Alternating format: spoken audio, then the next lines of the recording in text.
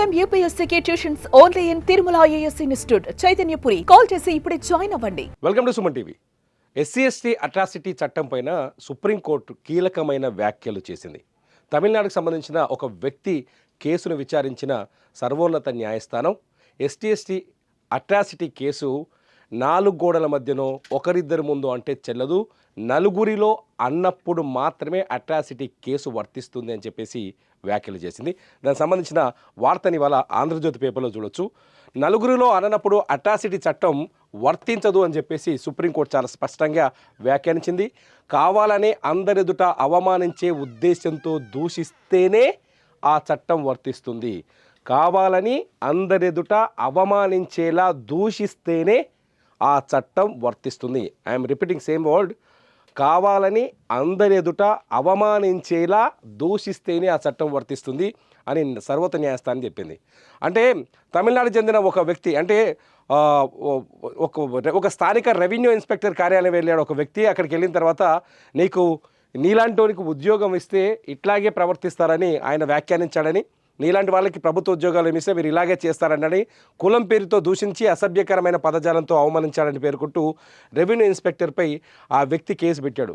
తమిళనాడుకు సంబంధించిన వ్యక్తి SC/ST atrocity case revenue inspector పైన పెట్టాడు. సాధారణంగా ఎక్కువసార్లు మనం చూస్తూ ఉంటాం, ఎక్కువసార్లు SC/ST అట్రాసిటీ కేసులు ఉన్నతాధికారి లేకపోతే ఏదైనా అధికారి ఉన్నప్పుడు, లేకపోతే రాజకీయ నాయకులు వాళ్ళని కులం పేరుతో దూషించారని, లేకపోతే అవమానించారని, బూతులు తిట్టారని, ఇలా క్యాస్ట్ పేరుతో తక్కువ చేసి మాట్లాడారని చెప్పేసి ఈ కేసుని నమోదు చేస్తూ ఉంటారు.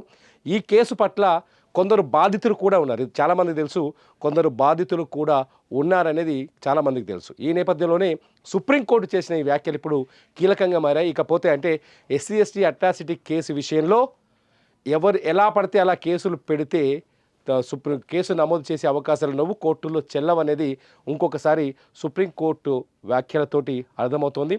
ST/ST అట్రాసిటీ కేసు వర్తించాలి అంటే సెక్షన్ 31R ప్రకారం, సెక్షన్ 31S ప్రకారం SC/ST వర్గాలకు చెందిన వ్యక్తులను అవమానించడమే లక్ష్యంగా అందరి ముందు కావాలని దూషిస్తేనే దాన్ని బహిరంగంగా జరిగిన ఘటనగా భావించాలని, 4 గోడల మధ్య లేకపోతే ఒక కార్యాలయంలో జరిగిన ఘటనను ఈ సెక్షన్ల కింద నేరంగా పరిగణించలేమని justice BR Gavai, justice Augustine మహీష్తో కూడిన ధర్మాసనం స్పష్టం చేసింది.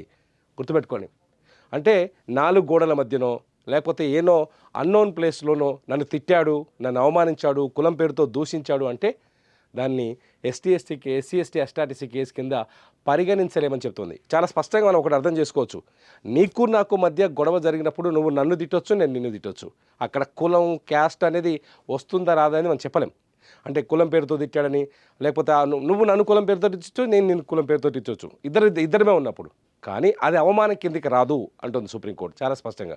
ఏదొస్తుంది, ఒక వ్యక్తిని, ఒక చిన్న SC కానీ ST కానీ అంటే దళిత సామాజిక వర్గానికి చెందిన వ్యక్తిని నలుగురిలో అంటే కొంతమంది వ్యక్తుల మధ్య అవమానించే విధంగా తిడితే, అతని పరువుని తీసే విధంగా తిడితే, కులం పేరుతో అతన్ని కించపరిచే విధంగా తిడితే, కులం పేరుతో అతన్ని దూషిస్తే తప్ప ఈ కేసు అట్రాసిటీ కాదది అని సుప్రీంకోర్టు ధర్మాసనం చెప్పింది. ఇది చాలా కీలకమైన నిర్ణయం. సుప్రీంకోర్టు నిర్ణయం ఇలా ఉండడం వల్ల ఇక నుంచి SC/ST అట్రాసిటీ కేసులో కూడా కొన్ని నియమ నిబంధనలు పాటించాల్సిన అవసరం అయితే ఏర్పడింది. మరి మీరేమంటారు? ఈ వీడియో కింద కామెంట్ చేయండి.